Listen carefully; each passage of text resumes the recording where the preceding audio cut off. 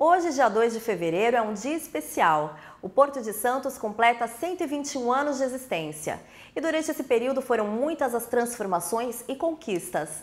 E pensar que esse gigante começou bem pequeno, com apenas 260 metros de cais, e depois veio a receber o título de maior complexo portuário da América Latina.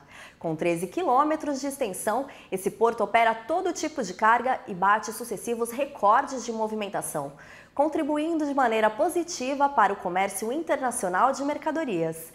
As operações já representam 26% da balança comercial do país. Por tantos bons motivos, o canal Aquaviário dá os parabéns ao Porto de Santos. Confira agora os momentos marcantes dessa trajetória.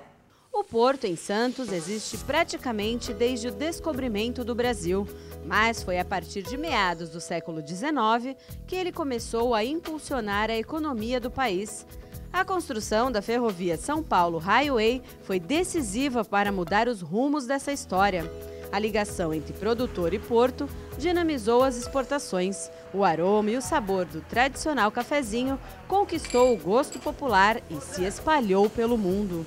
O fator que desencadeou a construção desse porto foi o crescimento da produção de café e o consumo internacional do produto, que justificava a exportação, e o Porto de Santos se transformou no natural escoadouro desse produto. Quem conhece um pouquinho da história do Porto de Santos sabe que a gente viveu épocas do ouro verde.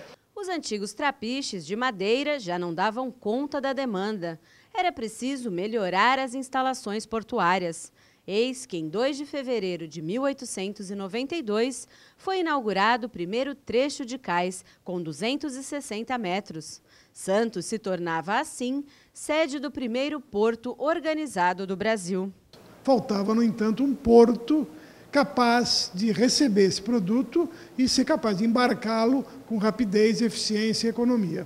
Cândido Gaffré e Eduardo Guinle fundaram a CDS, Companhia Docas de Santos.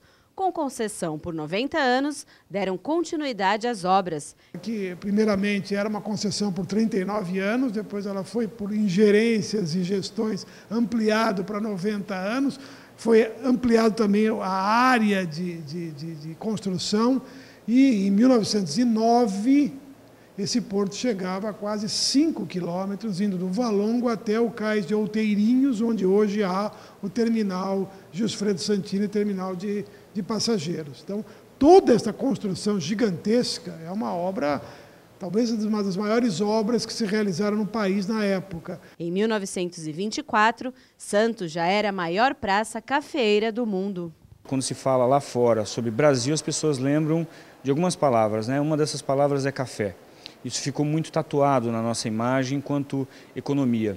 A crise do café, em 29, fez o porto diversificar as operações. Gradualmente, na história econômica do Brasil, o Brasil foi se transformando de um país de monocultura do café para outros produtos de pauta de exportação e mais, a partir dos anos 40, 50, para a perspectiva industrializante.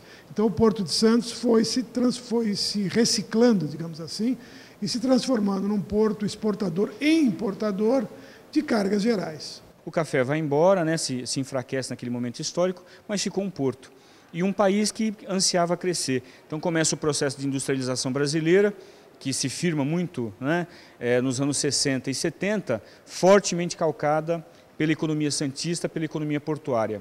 No fim dos anos 60, o cenário muda radicalmente. Surge o container e, com ele, um novo conceito de operação marítima. Antes do container, nós tínhamos na operação uma variedade grande de unidades de carga ou de embalagens diferentes, fazendo com que essa operação manual necessitasse de uma quantidade muito grande de trabalhadores para executar as operações, né?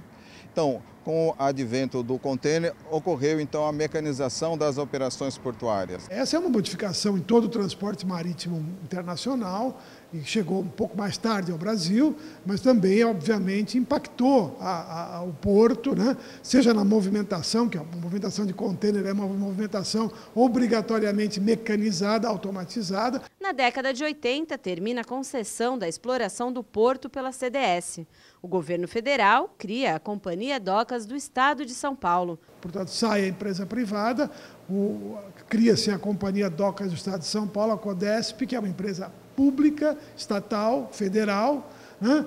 E que passa a ser ela a operadora do Porto de Santos, né? Outro marco clássico dessa trajetória foi a implantação da Lei 8.630 em 93. Com a legislação, as áreas portuárias puderam ser arrendadas pela iniciativa privada, que trouxe grandes investimentos para o setor. Em muitos terminais, os guindastes deram lugar a equipamentos modernos e a alta produtividade.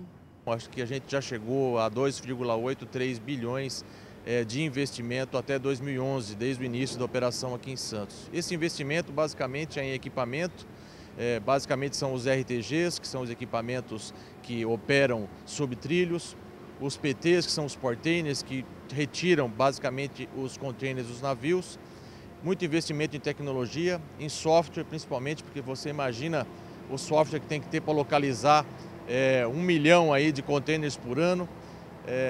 E outros investimentos em qualificação de pessoal. Nós operamos com um nível hoje entre 75 e 80 movimentos por hora.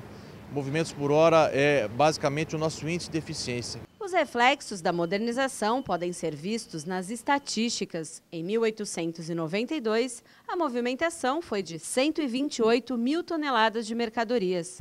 Hoje, ao completar 121 anos, bate a marca de 104 milhões de toneladas. Todo esse crescimento, com toda essa pujança, para exemplificar, no ano de 2012, nós batemos mais um recorde histórico, aumentando em aproximadamente 7% de toda a movimentação de carga com relação ao ano anterior, atingindo quase 105 milhões. Santos nunca teve uma participação inferior a 25% de todo o trânsito de mercadorias nacional.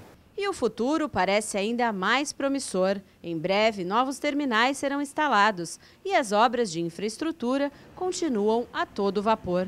O Cais da Copa, o alinhamento do 29 até a curva do 23, que até o final deste ano já vai ter uma grande parte concluída.